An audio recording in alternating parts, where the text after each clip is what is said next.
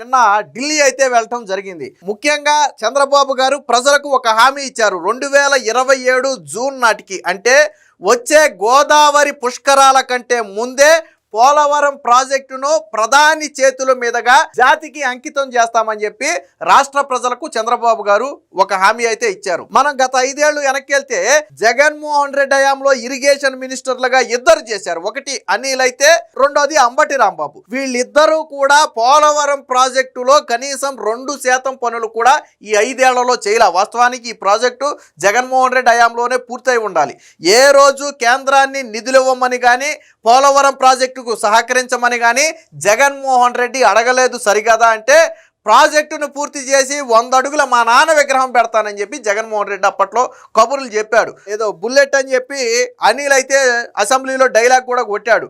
అప్పటి మాజీ ఇరిగేషన్ మినిస్టర్గా ఉన్నటువంటి దేవినేని ఉమామహేశ్వరరావుకి పోలవరం ప్రాజెక్టు పూర్తి చేసి అదే ప్రాజెక్టు వద్ద పట్టు పంచా కండువా కూడా పెడతామని చెప్పి కథలు అయితే బాగా చెప్పారు, కానీ పనులు మాత్రం చేయలే. కానీ చంద్రబాబు గారు వచ్చిన తర్వాత దీన్ని ఒక టార్గెటెడ్గా తీసుకున్నారు. ఇప్పటికే 5-6 సార్లు పైగా చంద్రబాబు గారు సమీక్షించారు. ఆ పోలవరం ప్రాజెక్ట్ అథారిటీ అధికారులు సమీక్షించారు.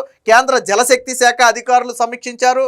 అనేక సందర్భాల్లో ప్రధానిని కలిసిన ప్రతిసారి, ఈవెన్ నిన్న ప్రధాని నరేంద్ర మోదీ గారు చంద్రబాబు గారు ఇంటికి వచ్చిన సమయంలో కూడా పోలవరం ప్రాజెక్టు పూర్తికి సహకరించాలని చెప్పి కోరారు. అంటే పోలవరం ప్రాజెక్టును పూర్తి చేయడానికి రాష్ట్ర ప్రభుత్వం కావచ్చు, చంద్రబాబు గారు కావచ్చు ఎంత చిత్తశుద్ధితో పనిచేస్తున్నారో మనకి అర్థం పడుతుంది. ముఖ్యంగా నిమ్మల రామానాయుడు గారు రాత్రింబవళ్ళు, మీరు గతంలో ఎంతోమంది మినిస్టర్లను చూసుంటారు కానీ నిమ్మల రామానాయుడు గారు లాంటి వాళ్ళని చూసుంటారు. ఎందుకంటే గతంలో వరదలు వస్తే ఆ ఆనకట్ట పూడ్చే వరకు ఆయన గొడిగేసుకుని అక్కడే అర్ధరాత్రులు నిలబడినటువంటి చరిత్ర, బనకచెర్లకు సంబంధించి అక్కడ నిలబడినటువంటి చరిత్ర.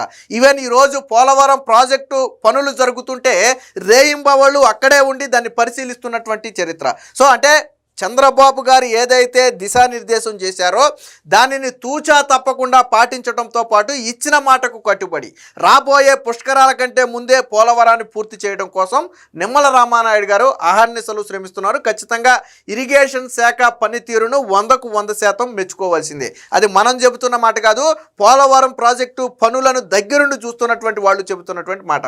ఇక ఇదే పోలవరానికి సంబంధించి కాంపన్సేషన్ కొంత కావచ్చు, అలాగే వాళ్ళకి ఇవ్వాల్సినటువంటి ఇతర ఎలవెన్స్లు కావచ్చు, ఇవన్నీ కూడా కొన్ని పెండింగ్లో ఉన్నాయి. దీనికి కేంద్రం నిధులు మంజూరు చేయాల్సి ఉంది.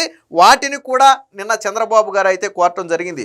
ఒక రకంగా పోలవరం పూర్తయితే దాదాపుగా ఆంధ్రప్రదేశ్లో కరువు అనేదే లేకుండా పోతుంది. అంటే పోలవరం ప్రాజెక్టు ఎంత ఇంపార్టెంటో చూడండి. అది జాతీయ ప్రాజెక్టుగా ఎందుకు తీసుకొచ్చారు అంటే దాని ఖర్చు కూడా అదే స్థాయిలో ఉంటుంది. ఒక రాష్ట్ర రూపురేఖల మొత్తాన్ని కూడా ఒక ప్రాజెక్టు మారుస్తుంది అంటే ఆ ప్రాజెక్టు ఎంత విలువైనదో చూడండి. చంద్రబాబు గారి ఉద్దేశం ఒకటే, సముద్రపు నీరు వృధాగా పోకుండా రైతులకు ఉపయోగపడాలి, రాష్ట్రాన్ని సస్యశ్యామలంగా మార్చాలి, ప్రతి ఎకరాకు నీళ్లు అందించాలి, ముఖ్యంగా రాయలసీమ లాంటి ప్రాంతాలకు కూడా నీళ్లు తీసుకెళ్లగలగాలి అనేది చంద్రబాబు గారి లక్ష్యం.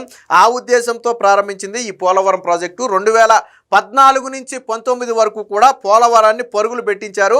చంద్రబాబు గారు ముఖ్యమంత్రిగా దిగిపోయే సమయానికి 72% పోలవరం పూర్తయితే జగన్మోహన్ రెడ్డి 5 ఏళ్లలో 2% కూడా పోలవరం పూర్తి చేయాలంటే చంద్రబాబు గారు చేసిన పనికి జగన్ చేసిన పనికి తేడా ఎంత ఉందో చూడండి. అంటే ఏడాదికి 0.5% పనులు కూడా జగన్మోహన్ రెడ్డి చేయలే. ఏ రోజు కేంద్రాన్ని నిధులు అడగల. మీకు గుర్తుందో లేదో, జగన్మోహన్ రెడ్డి ఎన్నికల సమయంలో ఈ పోలవరం నిర్వాసితులకు కాంపన్సేషన్ పెంచిస్తానని చెప్పి హామీ ఇచ్చాడు. సరే, పెంచి సంగతి అట్టుంచి 6 లక్షలు 6.5 లక్షలు దాని కాంపన్సేషన్ ఉంది, పెంచిస్తానని చెప్పాడు. సరే, పెంచి సంగతి దేవుడు ఎరుగు. అసలు కాంపన్సేషన్ ఎప్పుడు ఇస్తారని చెప్పి గతంలో జగన్ సీఎంగా ఉండగా పోలవరం పర్యటనకి వెళ్ళినప్పుడు అక్కడ బాధితులు నిలదీస్తే జగన్మోహన్ రెడ్డి ఏమన్నాడు తెలుసా? కేంద్రం డబ్బులు ఇవ్వలేదు, నరేంద్ర మోదీ గారు డబ్బులు ఇస్తే నేను మీకు ఇస్తానని చెప్పాడు. మరి ఎన్నికల ముందు ఆ మాట చెప్పలేదే జగన్? కేంద్రం డబ్బులు ఇస్తే నేను మీకు ఇస్తానని చెప్పలేదు కదా. నువ్వేమన్నావు? నువ్వు పోలవరం నిర్వాసితులకు ఆ బాకీలు తీర్చే బాధ్యత నాది అన్నావు. నువ్వు గెలిచిన తర్వాత ఏమన్నావు? స్వయంగా ఆయనే మీరు నరేంద్ర మోదీని అడగండి లేదా కేంద్రాన్ని అడగండి అని చెప్పి ఒక ఉచిత సలహా కూడా నిర్వాసితులకు ఇచ్చాడు. అంటే అది జగన్మోహన్ రెడ్డి పనోడుతనం. ఇక అంబటి రాంబాబు పోలవరం ఎప్పుడు పూర్తవుతుందని మీడియా సమావేశంలో అడిగితే చెప్పలేం. దానికి డెడ్ లైన్ పెట్టలేం. అది కేంద్రం మీద ఆధారపడిన ప్రాజెక్టు. కేంద్రం సహకరిస్తే త్వరగా అవుతుంది, సహకరించకపోతే లేట్ అవుతుంది తప్ప ఇప్పటికి పూర్తవుతుంది అప్పటికి పూర్తవుతుందని మేము డెడ్ లైన్ పెట్టలేమని చెప్పి అంబటి రాంబాబు చెప్పాడు. కానీ గతంలో ఇదే జగన్మోహన్ రెడ్డి 4 డెడ్ లైన్లు పెట్టాడు. 2020 జూన్ ఒకసారి, 21 ఖరీఫ్ ఒకసారి, 22 ఖరీఫ్ ఒకసారి, 23 ఖరీఫ్ ఒకసారి.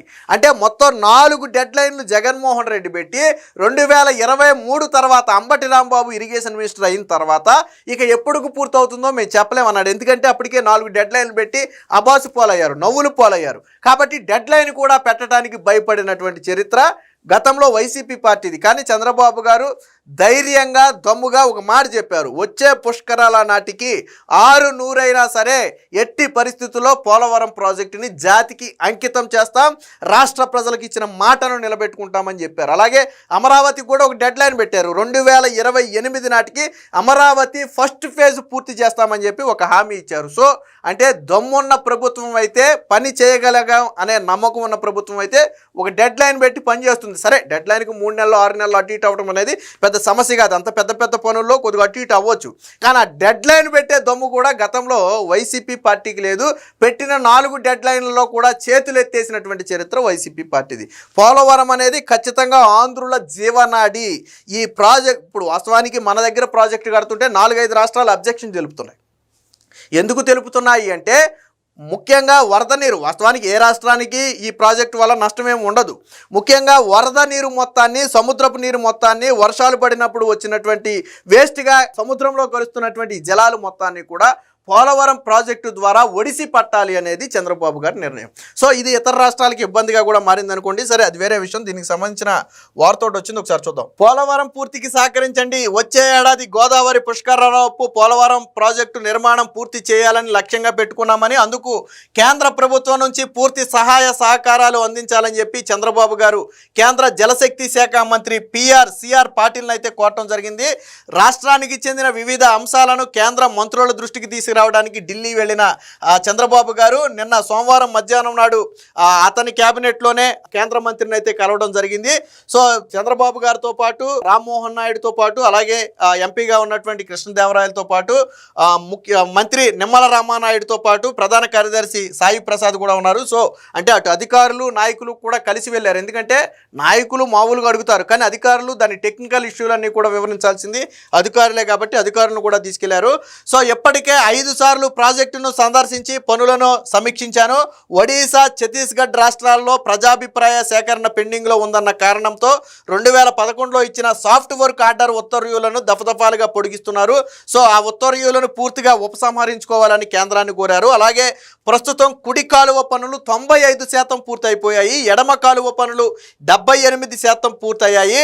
కాలువల సామర్థ్యం పెంచిన మేరకు నిధులు తిరిగి చెల్లించాలి, ప్రాజెక్టును తదుపరి పనులకు అవసరమైన నిధులు కూడా మంజూరు చేయాలని చెప్పి కేంద్ర జలశక్తి శాఖ మంత్రిని అయితే కోరటం జరిగింది. దీంతో పాటు మరికొన్ని చంద్రబాబు గారు అయితే కేంద్రాన్ని కోరారు. సో సుప్రీంకోర్టు తుది తీర్పు వచ్చే వరకు కూడా ఆల్మట్టి ఎత్తు పెంచే అంశం పైన ఎటువంటి గెజిట్ కూడా విడుదల చేయొద్దని ఆ కేంద్రాన్ని అయితే కోరారు. వాస్తవానికి ఈ ఆనకట్ట ఎత్తు 519 మీటర్ల నుంచి 524 మీటర్లకు పెంచితే ఏపీ ప్రయోజనాలకు ఇబ్బంది కలుగుతుంది. కాబట్టి ప్రస్తుతానికి సుప్రీంకోర్టులో ఈ తీర్పు ఉంది కాబట్టి ఆ తుది తీర్పు వెలువరే వరకు కూడా కేంద్రం ఎటువంటి గెజిట్ నోటిఫికేషన్ విడుదల చేయకుండా సహకరించాలని చెప్పి చంద్రబాబు గారు అయితే కోరారు. అలాగే రాయలసీమ దక్షిణ కోస్తల దాహార్తిని తీర్చే పోలవరం బనకచర్ల లింక్ ప్రాజెక్టు అనుమతులు కూడా కేంద్ర ప్రభుత్వం మంజూరు చేయాలని కోరారు. గోదావరి నుంచి సముద్రంలోకి వృధాగా పోయే 200 టీఎంసీల వరద జలాలను మళ్లించేలాగా ఈ ప్రాజెక్టు అంటే ఈ పోలవరం బనకచర్ల ప్రాజెక్టు ద్వారా వృధాగా పోతున్నటువంటి దాదాపుగా 200 టీఎంసీల నీటిని మళ్లించే అవకాశం ఉంటుంది. కాబట్టి ఆ ప్రాజెక్టు నిర్మాణానికి అనుమతులు ఇవ్వాలని చెప్పారు. అలాగే వంశధార నేరేడి బ్యారేజ్ నిర్మాణానికి జారీ చేసిన గెజిట్ నోటిఫికేషన్ ప్రకారమే ముందుకు వెళ్తామని, రాష్ట్ర నీటి అవసరాలకు అనుగుణంగా 8000 క్యూసెక్కుల సామర్థ్యంతో నిర్మాణాలు చేపడుతున్నట్టుగా అయితే చెప్పారు.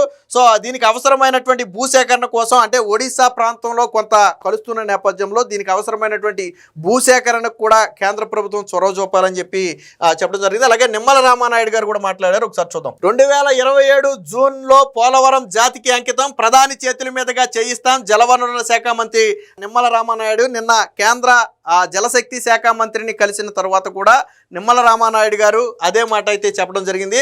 పోలవరం ప్రాజెక్టు నిర్మాణం 2027 జూన్ నాటికి పూర్తి చేసి ప్రధాని నరేంద్ర మోదీ చేతుల మీదుగా జాతికి అంకితం చేస్తామని జలవనరుల శాఖ మంత్రి నిమ్మల రామానాయుడు చెప్పారు.